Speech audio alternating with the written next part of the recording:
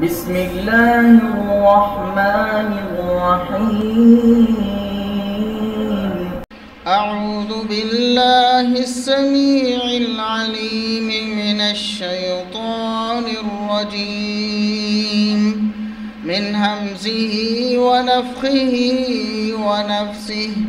بسم الله الرحمن الرحيم. إن الدين عند الله الإسلام وما اختلف الذين أوتوا الكتاب إلا من بعد ما جاءهم العلم بغيا بينهم ومن يكفر بآيات الله فإن الله سريع الحساب.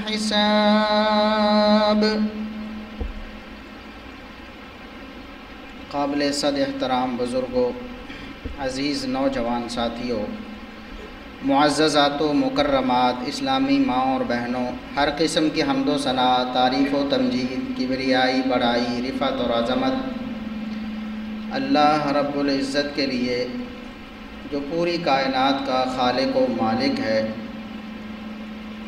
بے شمار لا تعداد بے حد و حساب درود و سلام پیغمبر آخر الزماں جناب محمد الرسول اللہ صلی اللہ علیہ وسلم کی ذات اقدس پر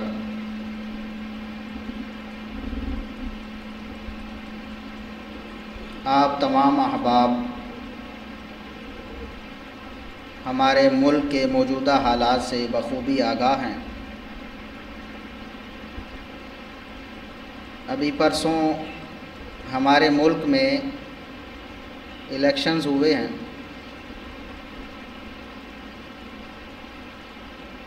لوگوں نے ووٹ ڈالے ہیں اپنے ملک کا سربراہ منتخب کرنے کے لیے. اسی طرح اپنے نمائندے منتخب کیے ہیں اپنے لیے اچھے اچھے قوانین بنانے کے لیے. ان حالات میں ضروری ہے کہ آپ احباب کو یہ بات سمجھائی جائے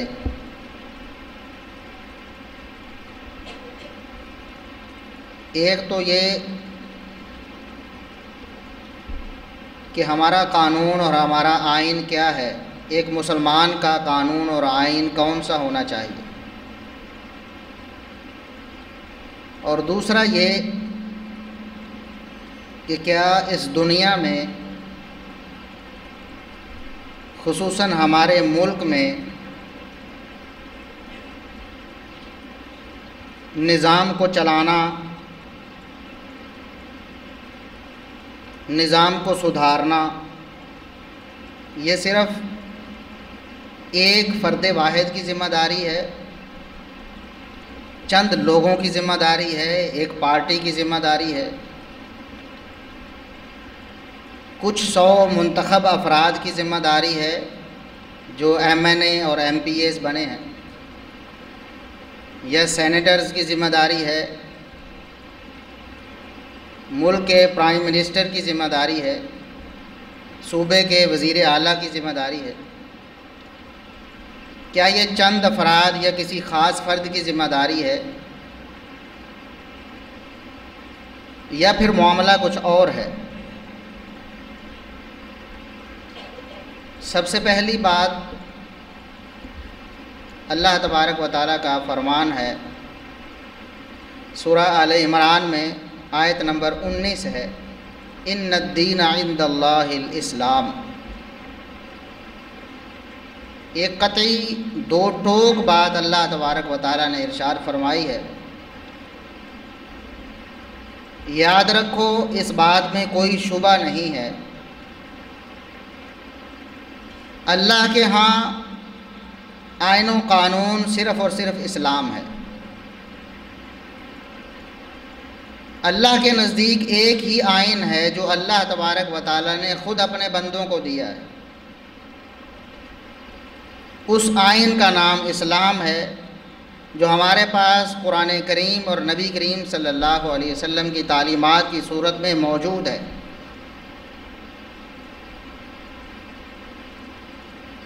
لہٰذا اب اس چیز کی کوئی گنجائش نہیں ہے، ایک مسلمان کو اس چیز کی کوئی طلب نہیں ہونی چاہیے کہ کوئی اور شخص یا کوئی اور پارٹی یا کوئی اور مجلس، کوئی اور ایوان ہمارے لیے کوئی آئین اور قانون بنائے گا۔ ہمارا آئین اور قانون آسمان سے نازل ہو چکا ہے، نبی مکرم صلی اللہ علیہ وسلم اسی آئین و قانون کو ہمارے سپرد کرنے کے لیے مبعوث ہوئے تھے، اور آپ صلی اللہ علیہ وسلم کی وفات سے پہلے پورا کا پورا آئین، پورا کا پورا دستور اور منشور ہمارے پاس پہنچ چکا ہے۔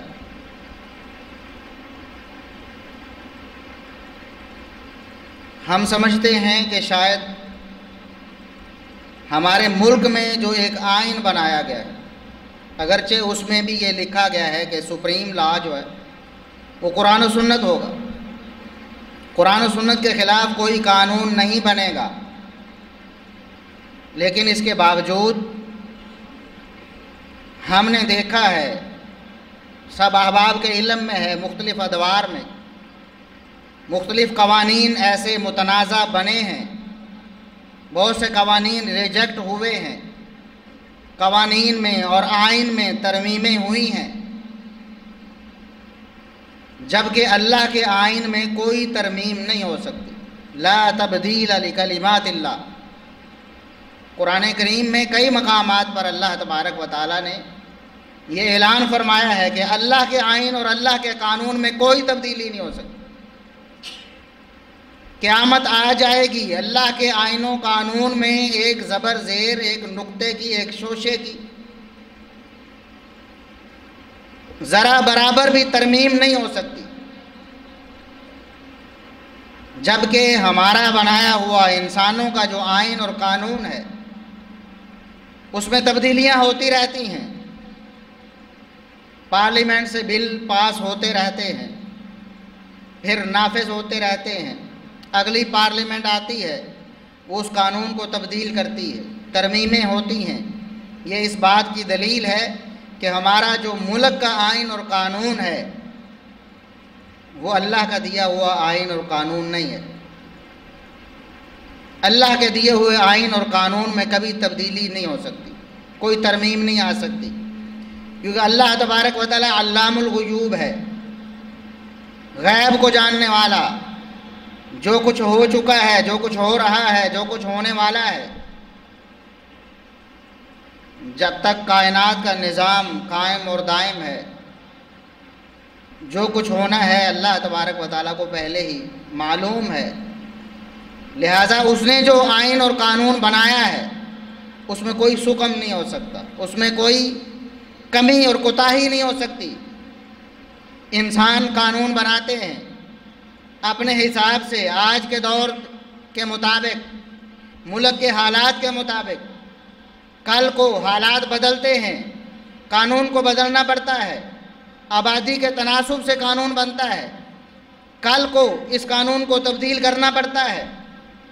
کچھ ممالک ایسے ہیں وہاں پر پابندی اس بات کی ہے کہ شادی کرنی ہے اور بچے پیدا کرنے ہیں، اور کچھ ملک ایسے ہیں جہاں اس بات کی پابندی ہے، زیادہ تر ممالک میں، کہ بچے پیدا کرنے پر پابندی ہے، بچے پیدا نہیں کرنے ہیں۔ انسان قانون بناتے ہیں،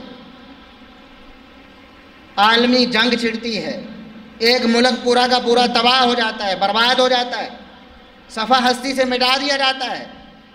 پھر جب وہ سنبھلتا ہے تو قانون یہ بنتا ہے کہ بچے پیدا ہونے چاہیے، آبادی کم ہے، آبادی زیادہ ہونی چاہیے۔ اور کئی ممالک ایسے ہیں وہ کہتے ہیں ہمارے وسائل کم پڑ رہے ہیں، ہمارے پاس جگہ نہیں ہے، آبادی زیادہ ہو رہی ہے، اس کو کنٹرول کیا جائے۔ یہ تفاوت کیوں ہے؟ اگر انسانوں کے بنائے ہوئے قوانین وہ مکمل اور کامل ہوتے، ہر جگہ ایک جیسے قانون ہوتے، تمام دنیا کے تمام دانشور، تمام ملکوں کے تمام جو قانون ساز ادارے ہیں وہ ایک ہی جیسا قانون بناتے۔ ان کے قانونوں میں تبدیلیاں ہوتی ہیں، اس لیے انسانوں کے بنائے ہوئے ناقص، لوگوں کے بنائے ہوئے ناقص قوانین، جبکہ اللہ کا بنایا ہوا آئین ہمیشہ ہمیشہ تک کامل اور مکمل ہے، کسی تبدیلی کی کوئی گنجائش اس کے اندر بالکل نہیں۔ تو ہمارا آئین اور قانون اسلام ہے، ہمارا آئین اور قانون قرآن ہے، ہمارا آئین اور قانون محمد الرسول اللہ صلی اللہ علیہ وسلم کی تعلیمات ہیں۔ ملک کا جو قانون قرآن و سنت کی تعلیمات کے مطابق بنے گا ہم اس کو تسلیم کریں گے، اور ملک کا جو قانون قرآن و سنت کی تعلیمات کے منافی بنے گا ہم اس کو ریجیکٹ کریں گے، ہم اس کو رد کریں گے، چاہے اس کو کتنا ہی مقدس آئین کا نام دے کر ہمارے سامنے پیش کیا جائے۔ انسان ہے، آپ سوچتے ہیں، ہم بھی سوچتے ہیں، یہ کیسے ہو سکتا ہے جی قرآن و سنت کے خلاف کوئی قانون منظور ہو جائے؟ ایک حد تک یہ بات مانی جا سکتی ہے، اگر پارلیمنٹ میں علماء کی ایک ٹیم موجود ہو، ایوان بالا میں بھی، ایوان زیری میں بھی علماء کی ایک اچھی خاصی نمائندگی موجود ہو، پھر کوئی سوچ سکتا ہے کہ شاید قرآن و سنت کے خلاف قانون کیسے منظور ہو جائے گا۔ لیکن آپ دیکھتے ہیں ان حالات میں، ابھی اس الیکشن میں دیکھ لیں علماء کی کتنی بڑی تعداد پارلیمنٹ میں گئی، کتنی بڑی تعداد منتخب ہوئی ہے، سینکڑوں جو لوگ قانون ساز ادارے میں موجود ہوں گے، ان میں اہل علم کتنے ہیں، قرآن و سنت کو سمجھنے والے، اس کے مطابق فتویٰ دینے والے کتنے لوگ موجود ہیں۔ اور پھر اکثر اوقات ایسے ہوتا ہے، شب خون بھی مارے جاتے ہیں ہمارے ملک میں، کوئی ڈکٹیٹر آتا ہے وہ عدالت کو بھی یرغمال بنا لیتا ہے، وہ پارلیمنٹ کو بھی یرغمال بنا لیتا ہے، اپنی مرضی کا بل پاس کرواتا ہے، کسی کی جرت نہیں ہوتی کہ اس کے خلاف ووٹ دے سکے الا ماشاء۔ اس لیے ہمارے ملک میں ہمارے آئین ساز اداروں سے اور ہمارے منتخب کردہ افراد سے جو قوانین پاس ہوتے ہیں یا کروائے جاتے ہیں وہ حتمی اور یقینی اور قطعی نہیں ہو سکتے، ان میں بھی سکم موجود ہوتے، بہت سارے مسائل ہوتے۔ اس لیے ہمارا آئین قرآن و سنت ہے، اس کے مطابق جو قانون ہوگا ہم اسے تسلیم کریں گے، اس کے خلاف قانون ساری پارلیمنٹ اتفاق سے بھی منظور کر لے ہم اسے قبول کرنے کے لیے تیار نہیں ہوں۔ یہ جمہوریت ہے، ایک نظام ہے جو اسلامی نہیں ہے، مجبوری کی وجہ سے ہم اس ملک میں رہ رہے ہیں، ہمارے اوپر مسلط کر دیا گیا ہے، ہم نے اسے تسلیم کیا ہوا ہے، لیکن اتنا ہی تسلیم کریں گے جتنا قرآن و سنت ہمیں اجازت دیں گے۔ جہاں قرآن و سنت کی مخالفت ہوگی ہم اس آئین، اس قانون کو، اس جمہوریت کو وہاں تسلیم نہیں کریں۔ دوسری بات، ہم سمجھتے یہ ہیں کہ ہم نے ووٹ ڈالے ہیں، ہم نے لوگوں کو منتخب کر لیا ہے، وزیر اعظم بن جائے گا، وزیر اعلیٰ منتخب ہو جائیں گے، پھر ہمارا سسٹم چلنا شروع ہو جائے گا اور ہمارا فرض ادا ہو گیا۔ ہمارا فریضہ ووٹ ڈالنا نہیں تھا، ہمارا فریضہ کیا ہے؟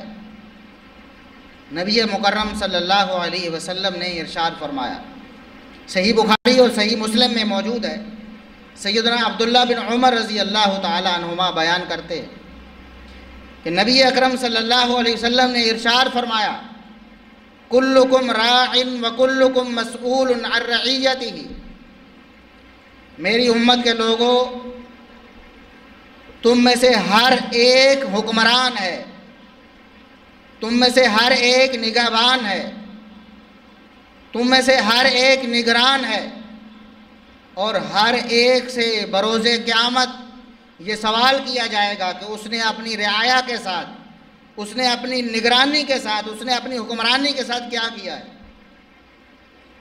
اپنی حکمرانی کا اس نے حق ادا کیا ہے یا نہیں کیا۔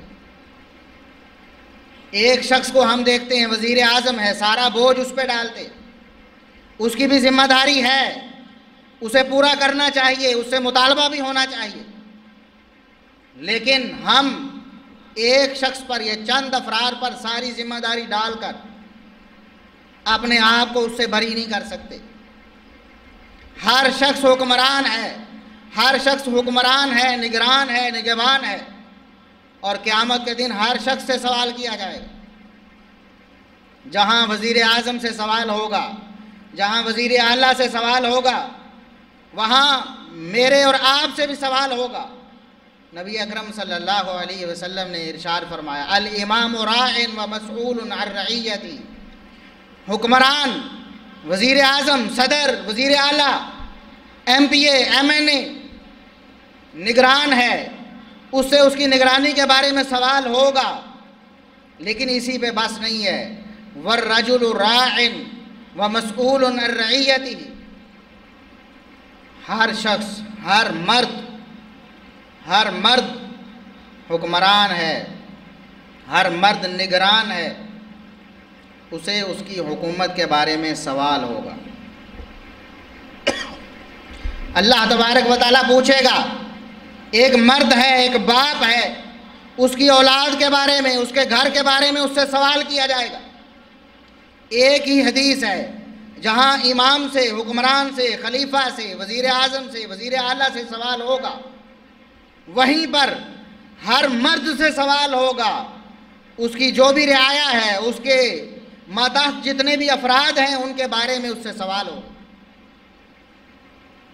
اولاد کے بارے میں، بیٹوں کے بارے میں، بیٹیوں کے بارے میں، بیوی کے بارے میں، چھوٹے بہن بھائیوں کے بارے میں سوال ہوگا۔ پوچھا جائے گا، بتاؤ اللہ تبارک و تعالیٰ نے تمہیں نگرانی سونپی تھی، تمہیں حکومت دی تھی، بتاؤ کیا کر کے آئے ہو؟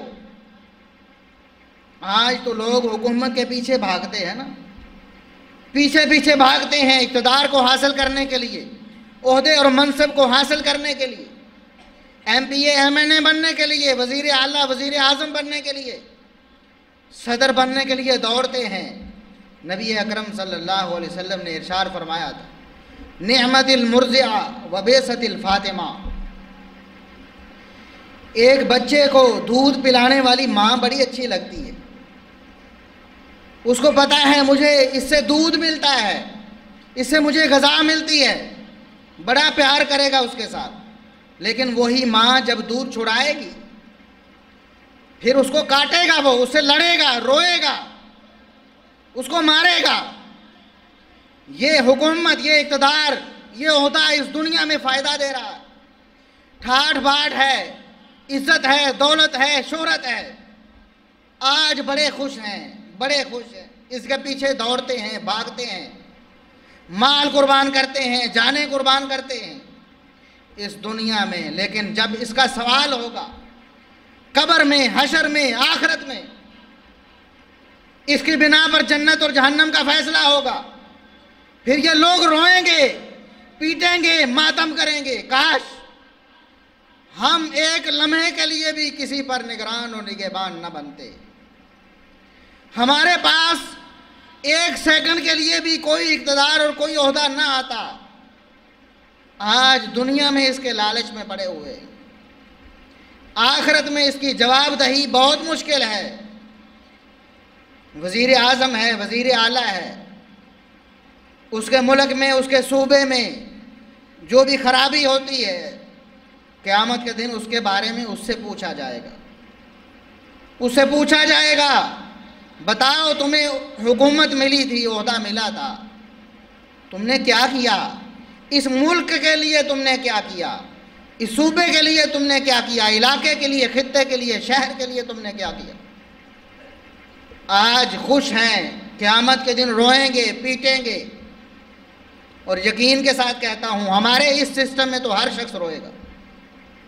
یہ جو ہمارا سسٹم ہے، ہمارے ملک کا سسٹم ہے، خلافت کا مرحلہ گیا، جب اسلام میں عدل و انصاف تھا، حکومتیں عدل و انصاف کی بنا پر چلتی تھی، وہاں عہدے زبردستی لوگوں کے سپرد کیے جاتے تھے، لوگ دوڑتے تھے، بھاگتے تھے، معذرت کرتے تھے، معافی مانگتے تھے۔ ہم یہ عہدہ نہیں لینا چاہتے، یہ ذمہ داری کسی اور پر ڈالیں۔ اس وقت پھر جب ان پر ذمہ داری زبردستی ڈال دی جاتی تھی، پھر ہر لمحے اس کے لیے پریشان رہتے تھے، پر عدل و انصاف قائم کرتے تھے، اپنوں پر بھی، دوسروں پر بھی، اپنی ذات پر بھی۔ وہ دور چلا گیا۔ ہمارا یہ جو دور ہے، یقین کیجئے ہر شخص روئے گا، ہر ایم پی اے، ہر ایم این اے، ہر صدر، ہر وزیر اعلیٰ، ہر وزیر اعظم، ہر شخص روئے گا، کہے گا کاش یہ ذمہ داری میرے اوپر نہ ڈالی جاتی۔ اس لیے یہ جو مزے ہیں، یہ جو عیشیں ہیں، یہ جو ٹھاٹ باٹ ہے، یہ جو جاہ و جلال ہے، اس دنیا میں ہی کام آئے گا، آخرت میں نہیں کام آئے گا۔ آنکھیں بند کرتے ہی یہ جتنے بھی عہدے ہیں سارے کے سارے گلے میں پڑ جائیں، یہ وبال بن جائیں گے۔ اس لیے ہر شخص کو اللہ تبارک و تعالیٰ نے حکمران اور نگہبان بنایا۔ ہر شخص خوش ہوتا ہے، اس کی شادی ہوئی ہے، اس کا گھر بن گیا ہے، خوش ہو گیا ہے۔ اللہ تبارک و تعالیٰ نے اولاد دے دی ہے، بیٹے دے دیے ہیں، بیٹیاں دے دی ہیں، خوش ہو گیا ہے، بہت خوش ہے۔ دولت ملی ہے، اللہ تبارک و تعالیٰ نے آسانی کی ہے، خوش ہے، بہت خوش ہے۔ لیکن قیامت کے دن جب سوال ہوگا، تمہیں اپنی اولاد کا نگران بنایا تھا، حکمران بنایا تھا، کیا کر کے آئے ہو؟ اولاد کی اسلامی تربیت کس قدر کی ہے؟ ان کو کتنا قرآن پڑھایا ہے؟ ان کو کتنا اسلام سکھایا ہے؟ کتنا سچا اور پکا مسلمان بنایا ہے، نمازی بنایا ہے، روزے رکھنے کے لیے انہیں تیار کیا تھا، انہیں اللہ تبارک و تعالیٰ کی عبادت کے لیے آمادہ کیا تھا۔ کیا کیا تھا؟ اپنی بیٹیوں کی اسلامی تربیت کی تھی یا نہیں کی تھی؟ بیٹے اور بیٹیاں کیا کرتے رہے تمہارے سائے میں؟ تمہاری نگرانی میں تمہاری اولاد کیا کرتی رہی؟ تمہاری نگرانی میں تمہاری بیویاں کیا کرتی رہیں؟ تمہارے گھر میں کیا چلتا رہا؟ کون کون سا میڈیا تمہارے گھر میں چلتا تھا؟ کون کون سی چیزیں، کون کون سے ڈرامے، کون کون سی فلمیں تمہارے گھر میں تمہاری نگرانی میں دیکھی جاتی تھی؟ یہ جب سوال ہوگا اس وقت وبال بن جائے گا، یہ اولاد وبال بن جائے گی، بیوی بچے وبال بن جائیں گے۔ یہ نگرانی اور یہ حکومت جو اللہ تبارک و تعالیٰ نے جو سربراہی دی ہے، یہ وبال بن جائے گی۔ ہر شخص اس وقت پریشان ہو۔ کلکم راع وکلکم مسئول عن رعیتہ، ہر شخص حکمران ہے اپنی اپنی سطح پر، اپنی اپنی حکمرانی میں ہم نے کیا کیا ہے؟ اسلام کے نفاذ کا مطالبہ ہم اپنے صدر اور وزیر اعظم سے کرتے ہیں، نظام کو سدھارنے کا مطالبہ ہم اپنی کابینہ سے کرتے ہیں، وزراء سے کرتے ہیں۔ ہم نے دیکھا کہ جو ہمارے ذمہ تھا، ہر فرد کے ذمہ تھا، وہ ہم نے اپنی ذمہ داری کتنی ادا کی ہے۔ اور یقین جانیے اسلام نے تو بہت ستھرا نظام ہمیں دیا، بہت ستھرا ہمیں سسٹم دیا ہے، ایسی تعلیمات دی ہیں کہ اگر ہم ان پر عمل کرنا شروع کر دیں، کسی اور کو سدھارنے کی ضرورت نہیں رہے گی، کسی وزیر اعظم، کسی وزیر اعلیٰ کے پیچھے بھاگنے کی، اس کو للکارنے کی، اس کے خلاف احتجاج اور مظاہرے کرنے کی ضرورت نہیں رہے گی۔ اگر ہر شخص، ہر فرد اپنی حکومت اور اپنی ذمہ داری کو صحیح طرح ادا کرے، اگر ایک شخص اپنے گھر میں اپنے بچوں کی، اپنی بیوی کی، اپنے بیٹوں بیٹیوں کی صحیح اسلامی تربیت کر دے، انہیں سچا اور پکا مسلمان بنا دے، انہیں معاشرے کا ایک مفید شہری بنا دے، تو مجھے بتائیں کہ سارے گھرانے ایسے ہو جائیں گے، تو پھر کوئی کرپٹ، کوئی شرابی، کوئی زانی، کوئی بد کردار آپ کے اوپر حکمران مسلط ہو سکتا ہے؟ کبھی بھی نہیں ہو سکتا۔ اسلام نے تبدیلی کی راہ نیچے سے دکھائی ہے، اوپر سے نہیں، نیچے سے، بنیاد سے، جڑوں سے، روٹ لیول سے۔ ایک ایک گھر، ایک ایک محلہ، ایک ایک خاندان، ایک ایک معاشرہ، اس کا کوئی نہ کوئی سربراہ ہوتا ہے، وہ نگران ہے، وہ حکمران ہے۔ اللہ تبارک و تعالی صرف خلیفۃ المسلمین سے نہیں پوچھیں گے، صرف وزیر اعظم اور وزیر اعلیٰ سے نہیں پوچھیں گے، ہر شخص سے پوچھیں گے کہ اس نے اپنی حکومت میں کیا کیا۔ حتیٰ کہ یہ تو سربراہ ہے، یہ تو والد ہے، بڑا بھائی ہے، خاندان کا بڑا ہے، مرد ہے، اس کے پاس حکومت ہے، اقتدار ہے، اس کی بات سنی دیکھی جاتی ہے، مانی جاتی۔ والمرأۃ راعیۃ، عورت بھی نگران ہے، عورت بھی حکمران ہے۔ اپنے خاوند کے گھر میں، خاوند کے گھر سے جانے کے بعد اس کے گھر کے جو معاملات ہیں، بچوں کی پرورش ہے، اس کے بارے میں اس سے بھی سوال کیا جائے۔ وہ بھی قیامت کے دن ایک حکمران کے طور پہ اللہ کے سامنے حاضر ہوگی، پیش ہوگی، اپنے اعمال کا جواب دینا پڑے گا اسے۔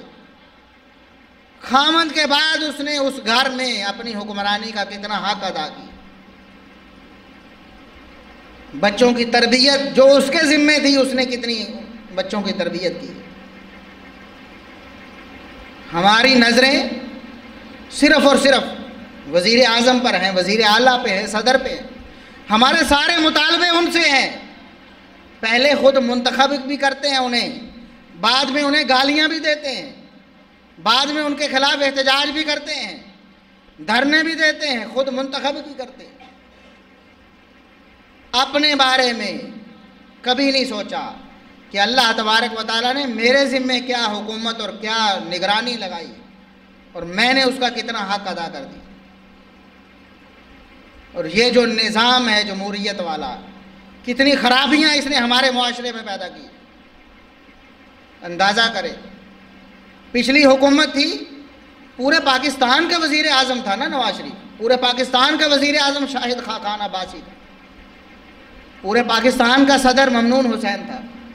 اب حکومت بدلے گی، پورے پاکستان کا وزیر اعظم عمران خان بنے گا نا، پورے پاکستان کا صدر کوئی اور بنے گا۔ لیکن ہم نے کیا کیا؟ جمہوریت نے کتنی خرابیاں پیدا کی ہمارے اندر۔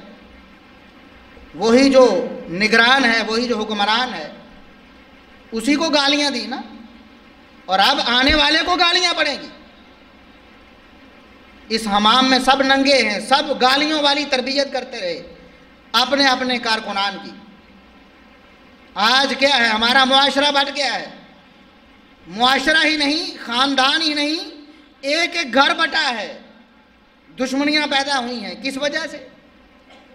ووٹ کسے دینا ہے، اپنا حکمران کسے منتخب کرنا ہے، اس وجہ سے بھائی بھائی سے دشمنی پر اتر آیا، باپ بیٹے سے مخالفت کر رہا ہے، بیٹا باپ کی مخالفت کر رہا ہے، اور پھر ایک کو حکمران ماننے والے یا ایک سے محبت کرنے والے کو دوسرا گالیاں دیتے۔ کیا کیا القابات دیے گئے؟ کیا اسلام نے ہماری یہی تربیت کی تھی؟ یہ جو جمہوریت کا گند ہمارے اندر آیا، ایک نے دوسرے کو پٹواری کہا، دوسرے نے پہلے کو یوتھیا کہا، پتہ نہیں کیا کیا گالیاں، ننگی گالیاں دی گئی، لوگوں کی ماں بہنوں کو نہیں بخشا گیا۔ وہ جس نے ابھی حکمران بننا تھا، ابھی جو پورے ملک کا وزیر اعظم ہوگا، وہ آدھے ملک کو گدھا کہہ رہا ہے، اور جو پہلے حکمران تھے آدھے ملک کے، یعنی آدھے لوگ ان کے چاہنے والے تھے اور آدھے ان کے خلاف تھے، وہ دوسرے آدھے ملک کو برا بھلا کہتے رہے۔ یہ کیا سسٹم ہے؟ اسلام نے ہمیں کیا دیا؟ میں نے پہلے آپ کو بتایا تھا کہ ہمارا آئین اور قانون اسلام ہے۔ اس ملک کا لوگوں کا بنایا ہوا آئین اور قانون جہاں قرآن و سنت سے ٹکرائے گا، ایک مسلمان کا فرض ہے کہ اس کو ریجیکٹ کر دے، اس کو رد کر دے۔ اگر جمہوریت نے آپ کو یہ سکھایا کہ دوسروں کو گالیاں دینی ہیں، دوسروں کو بدنام کرنا ہے، دوسروں پر جھوٹ باندھنے ہیں، دوسروں کی عزت کو پامال کرنا ہے، تو آپ نے اسلام کی تعلیمات کو کیوں نہیں دیکھا؟ اسلام نے ہمیں کیا دیا ہے، قرآن نے کیا کہا، نبی مکرم صلی اللہ علیہ وسلم نے کیا فرمایا۔ نبی اکرم صلی اللہ علیہ وسلم نے تو یہ فرمایا کہ المسلم اخو المسلم، ایک مسلمان کلمہ پڑھنے والا دوسرے مسلمان کلمہ پڑھنے والے کا بھائی ہے، اور یہ بھائی چارہ، یہ اخوت خونی رشتوں سے زیادہ ہے۔ خونی رشتوں کے مقابلے میں ایک کلمہ پڑھنے والے کا احترام زیادہ ہے۔ المسلم اخو المسلم لا یظلمہ، مسلمان اپنے مسلمان بھائی پر ظلم نہیں کرتا، ظلم نہیں کر سکتا۔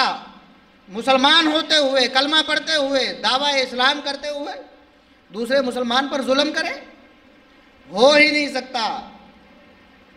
اور آج ہم نے کیا کیا ہے، ہر شخص نے دوسری پارٹی والے پر ظلم کیا ہے، زیادتی کی ہے، اس کی عزت کو پامال کیا ہے، جو ہو سکتا تھا اس کے خلاف کیا ہے، جو اس کے بس میں تھا، اپنے بس سے بڑھ کر دوسرے اپنے مخالف پارٹی والے کو بدنام کرنے کی، اس پر ظلم و ستم کرنے کی کوشش کی۔ لا یظلمہ، مسلمان دوسرے مسلمان پر ظلم نہیں کر سکتا۔ ولا یسلمہ، ظلم کرنا تو دور کی بات ہے، اگر کسی مسلمان پر ظلم ہو رہا ہو، کسی مسلمان کے لیے یہ جائز نہیں ہے کہ اس کو بے یار و مددگار چھوڑ کے چلا جائے۔ ولا یسلمہ، اس کو بے یار و مددگار چھوڑ بھی نہیں سکتا ہے۔ ہر حالت میں اپنے مسلمان بھائی کا دفاع کرنا، اس کی عزت کو بچانا، اس کے مال کو بچانا، اس کی جان کو بچانا، یہ دوسرے مسلمان پر فرض ہے۔ ہمیں جمہوریت نے کیا دیا ہے، بھائی بھائی کو دشمن بنا دیا، مسلمان دوسرے مسلمانوں پر ظلم و ستم کر رہے ہیں، گالیاں دے رہے ہیں، بدنام کر رہے ہیں، انہیں ان کا مال لوٹ رہے ہیں، ان کی عزتوں کو خراب کر رہے ہیں، مسلمان ہیں۔ ہم جمہوریت کی اس روش کو مسلمان ہوتے ہوئے اختیار نہیں کر سکتے۔ اس کے باوجود ہم نے کیا کیا ہے، ہمیں ساری اسلام کی تعلیمات بھول گئیں، ہمیں صرف اپنی پارٹی یاد رہی، اپنا دھڑا، اپنا گروہ یاد رہا، اپنی سیاسی وابستگی یاد رہی۔ اللہ کے لیے آپ مسلمان ہیں، آپ کے لیے قرآن و سنت مقدم ہے، آپ کے لیے اللہ اور رسول کا فرمان وہ قول فیصل کی حیثیت رکھتا ہے۔ ساری دشمنیاں، ساری کدورتیں، ساری نفرتیں، ان کو فوراً ختم کر دیں، ورنہ سمجھیں کہ ہم نام نہاد مسلمان۔ ہمارا اسلام جب ہمیں اسلام پر عمل کرنے کے لیے مجبور نہیں کرتا تو ہمارا ایسا اسلام معتبر نہیں ہے۔ عرض کرنے کا مقصد یہ ہے، الیکشن ہو چکے ہیں، لوگ منتخب ہو چکے ہیں، ہر الیکشن پہ شور اٹھتا ہے، ہارنے والے روتے ہیں۔ پچھلے الیکشن میں یہی پارٹی شور کر رہی تھی، جو ابھی کامیاب ہو گئی کہ دھاندلی ہوگی۔ اب وہ لوگ جو پچھلی دفعہ منتخب ہوئے ہیں وہ دھاندلی کا شور کریں۔ یہ نظام ایسے چلتا رہے گا، یہ جمہوریت کا نظام ہے، یہ اسلام نہیں ہے۔ اگر اسلام کا نظام ہوتا تو کیا ایسے ہوتا؟ 21 ارب روپے صرف جو سرکاری ایک اندازہ ہے، 21 ارب روپے خرچہ ہوا ہے اس انتخاب پہ۔ آپ دیکھیں نبی اکرم صلی اللہ علیہ وسلم کی وفات کے بعد سیدنا ابوبکر صدیق رضی اللہ تعالی عنہ منتخب ہوئے ہیں خلیفۃ المسلمین، بغیر کسی اختلاف کے صحابہ کرام نے، امت مسلمہ نے اپنا حکمران منتخب کیا ہے۔ ابو بکر صدیق رضی اللہ تعالیٰ عنہ نے ہاتھ کھڑا کر کے نہیں کہا مجھے حکمران منتخب کر، مجھے اپنا خلیفہ بنا لو، قطعاً نہیں کہا۔ عمر بن خطاب رضی اللہ تعالیٰ عنہ نے ہاتھ کھڑا کیا ہے پکڑ کر کے، ابو بکر کی میں بیعت کر رہا ہوں، سارے مسلمانوں کو کرنی چاہیے۔ پھر انصار نے بھی، مہاجرین نے بھی، سب صحابہ کرام نے بیعت کی ہے۔ کتنا خرچہ ہوا، کتنے مسلمانوں کی جانیں ضائع ہوئی تھیں، کتنے مسلمانوں کے مال اس نظام نے ہڑپ کیے تھے۔ کتنے مسلمانوں کی عزتیں پامال ہوئی. پھر سیدنا ابوبکر صدیق رضی اللہ تعالیٰ عنہ کے بعد عمر فاروق رضی اللہ تعالیٰ عنہ، پھر سیدنا عثمان رضی اللہ تعالیٰ عنہ، پھر علی رضی اللہ تعالیٰ عنہ. اس وقت بھی منافقین نے، یہود نے سازشیں کی، مسلمانوں کو نقصان پہنچانے کی کوشش کی، کسی حد تک وہ کامیاب بھی ہوئے. لیکن اسلام کا جو نظام ہے، اس کے بعد سیدنا علی رضی اللہ تعالیٰ عنہ کے بعد ان کے بیٹے سیدنا حسن رضی اللہ تعالیٰ عنہ 6 مہینوں کے لیے خلیفہ بنے. حالات کو دیکھ کر خود اپنی خلافت سیدنا معاویہ رضی اللہ تعالیٰ عنہ کے سپرد کی، اور ایک عرصہ جو خانہ جنگی کا مسلمانوں میں چلتا رہا، یہود کی سازش کچھ کامیاب ہوئی، ساری کی ساری دفن کر. اس کے بعد 20 سال تک سیدنا معاویہ رضی اللہ تعالیٰ عنہ مسلمانوں کے اتفاقی خلیفہ اور حکمران رہے. 20 سال مثالی دور گزرا. اس کے بعد پھر اختلافات شروع ہو گئے. اسلام نے جو نظام دیا ہے، جو آئین اور قانون دیا ہے، ہمارے لیے وہی بہتر ہے. جب تک وہ نظام نہیں آتا، لانا کس نے ہے؟ ہم نے لانا ہے. احتجاج کرنے سے، دھرنے دینے سے وہ نظام نہیں آئے گا. ہر شخص اس نظام کو اپنے گھر میں رائج اور نافذ کرے، لاگو کر دے. ہر شخص کرے گا، ہر گھر میں ہوگا. اب دیکھیں، ہر گھر نے ووٹ نہیں ڈالے. بہت سے گھرانے، لاتعداد گھرانے ایسے جنہوں نے ووٹ نہیں ڈالے، پھر بھی انتخابات ہو گئے نا. لیکن جب ہر مسلمان اپنے گھر میں اسلام نافذ کرے گا تو پھر اسلام نافذ نہیں ہوگا والا. جب ہر گھر اسلامی ماحول اپنے اندر پیدا کر لے گا، جب ہر گھر کی تربیت اسلامی تربیتی انداز سے ہو جائے گی، مجھے بتائیں کہ پھر تبدیلی آ نہ جائے گی. اور جب تک یہ تبدیلی نہیں آتی، اللہ کی قسم ہے کوئی تبدیلی کا نعرہ سچا نہیں ہو سکتا، سب جھوٹے نعرے. جب تک یہ تبدیلی نہیں آتی، تبدیلی کے نعرے لگاتے ہیں، سب لگاتے ہیں. ضروری نہیں کہ جس نے تبدیلی کا نام لیا اسی کا نعرہ تھا تبدیلی. ہر حکمران جب بھی آتا ہے، چاہے دوسری دفعہ منتخب ہو رہا ہو، اس کا یہی دعویٰ ہوتا ہے، ہم ملک کو بدل کے رکھ دیں گے، یہ کر دیں گے، وہ کر دیں گے. لیکن یہ جو ملک اسلام کے نام پہ بنا ہے، جو اسلامی جمہوریہ پاکستان ہے، جس کے نام میں ہی اسلام موجود ہے، جس کی بنیاد اسلام پہ ہے، جس کو ایک جذبے کے تحت بنایا گیا تھا، اس میں اسلام کے بارے میں کسی کو فکر نہیں. معیشت کے بارے میں سب کو فکر ہے، معیشت بلند کر دیں گے، نوکریاں دے دیں گے، یہ کر دیں گے، وہ کر دیں گے. اسلام کے بارے میں کسی کو فکر نہیں. اور اگر کسی نے کچھ کہا بھی ہے تو صرف انتخابات کے ماحول میں. ان لوگوں نے بھی کہا ہے جنہوں نے 10-15 سال پنجاب پہ حکومت کی،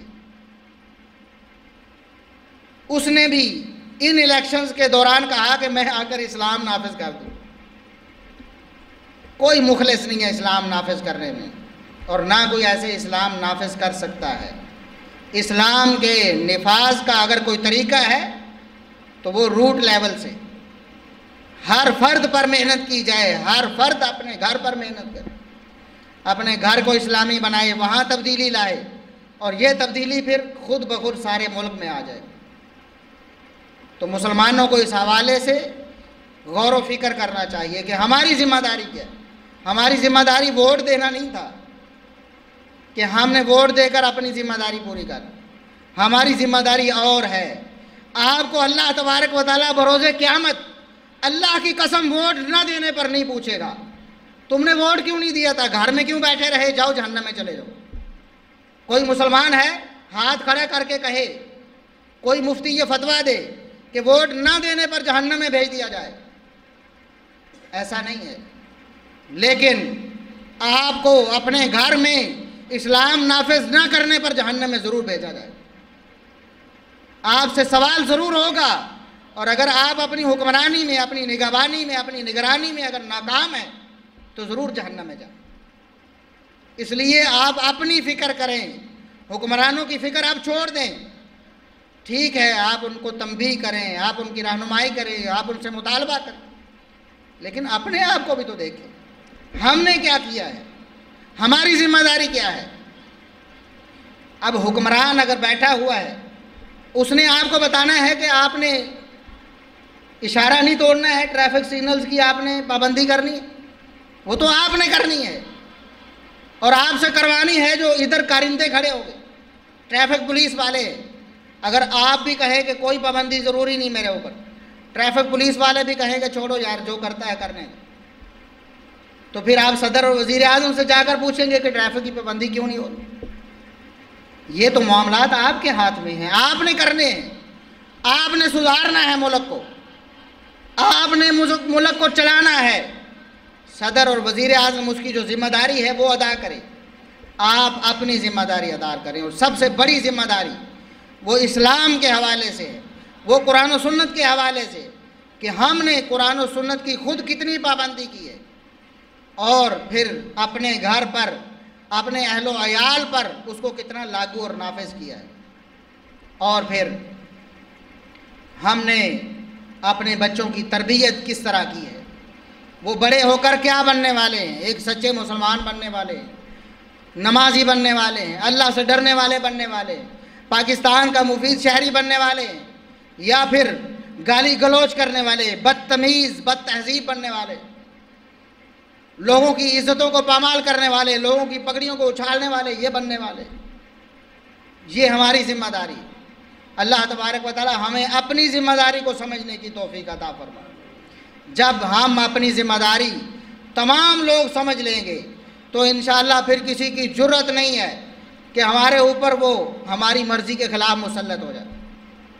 جب ہم مسلمان ہوں گے، سارا ملک مسلمان ہوگا، سچے مسلمان ہر گھر میں ہوں گے، اسلام کی تڑپ رکھنے والے ہر گھر میں ہوں گے، پھر کسی کی کوئی جرت نہیں کہ ہمارے اوپر کفر کو مسلط کر دے۔ آج سود اللہ اور اس کے رسول صلی اللہ علیہ وسلم کے خلاف اعلان جنگ ہے۔ ہم مطالبہ بھی کر دیتے ہیں ہمارے ملک سے سود کا خاتمہ ہونا چاہیے۔ خود ہمارے ہی معاشرے کے اکثر افراد ہمارے پاکستانی معاشرے کے اس سود میں ملوث ہیں، سود میں دھنسے ہوئے ہیں، سودی معاملات سے باز نہیں آتے۔ پھر ہمارا مطالبہ حکمرانوں سے، حکمران تو ہمارے جکڑے ہوئے، ہم خود ہی اسلام کو نافذ کرنے کے لیے تیار نہیں۔ اگر کوئی شخص کہتا ہے کہ میں اسلام نافذ کرنے کے لیے مخلص ہوں، آج سے ہی اپنے گھر میں جا کر اسلام نافذ کرے، اپنے بچوں کی اسلامی تربیت شروع کر دے، اپنے گھر کا ماحول اسلامی بنا دے، غیر شرعی چیزوں کو، میوزک کو، ساز کو، فلموں کو، ڈراموں کو، ایسی ساری چیزوں کو اپنے گھر سے نکال دے، اور سارے لوگ ایسے کریں، پھر ہم دیکھیں گے کہ اسلام کہاں نہیں ہے، خود ہی سارے ملک میں اسلام آ جائے۔ آج ہم جھوٹ کو چھوڑنے کے لیے تیار نہیں، ہر فرد الا ماشاء اللہ اس جھوٹ میں ملوث ہے، چھوٹا بڑا، نمازی غیر نمازی سارے۔ ہمارا مطالبہ یہ ہے کہ ہمارے حکمران سچے ہونے چاہیے، وہ جھوٹ بولنے والے نہیں ہونے چاہیے، اپنے وعدوں کے پکے ہونے چاہیے۔ خود ہمیں اپنے وعدے یاد نہیں رہتے، خود ہماری زبان میں سچائی نہیں ہے، ہم حکمرانوں کی طرف دیکھتے ہیں۔ اسی طرح ہم دیکھیں ہمارے معاشرے میں کتنے لوگ نمازی، کتنے لوگ امانت دار ہیں۔ ہم کہتے ہیں ہمارے حکمران امین ہونے چاہیے، ہمارے ٹیکسوں کے حوالے سے ان کے اندر تڑپ ہونی چاہیے کہ ضائع نہ ہو جائے۔ خود ہم کتنے امانت دار ہیں، جس کا جہاں بس چلتا ہے وہ بے ایمانی کرتا ہے، وہ کرپشن کرتا ہے۔ چھوٹے سے چھوٹا عہدے دار، چھوٹے سے چھوٹا اقتدار والا، چھوٹے سے چھوٹا کاروبار والا، جہاں جس کا بس چلتا ہے وہ بے ایمانی کرتا ہے، دوسرے مسلمانوں کا مال ہڑپ کرنے کی کوشش کرتا ہے۔ ریڑھی والے سے لے کر مل والے تک، کارخانے والے تک، ہر شخص اس میں ملوث ہے الا ماشاء اللہ۔ تو پھر ہمیں امید یہ ہے کہ ہمارے حکمران ایسے نہیں ہونے چاہیے، ہمارے اعمال ہیں، جو ہمارے کرتوت ہیں، ہمارے دیے ہوئے ووٹوں سے ایسے ہی لوگ ہمارے سامنے آئے۔ اگر ہم مخلص ہو جائیں اسلام کے لیے تو اللہ کی قسم اسلام اب اس ملک میں خود ہی آ جائے، کسی انقلاب کی ضرورت نہیں ہے، کسی دھرنے، کسی احتجاج کی ضرورت نہیں ہوگی۔ اسلام خود ہی آ جائے گا۔ اللہ تبارک و تعالی ہمیں ہر شخص کو اپنی نگرانی اور اپنی حکومت اور اپنی ذمہ داری کے بارے میں سوچنے کی توفیق عطا فرمائے۔ وآخر دعوانا ان الحمدللہ رب العالمین۔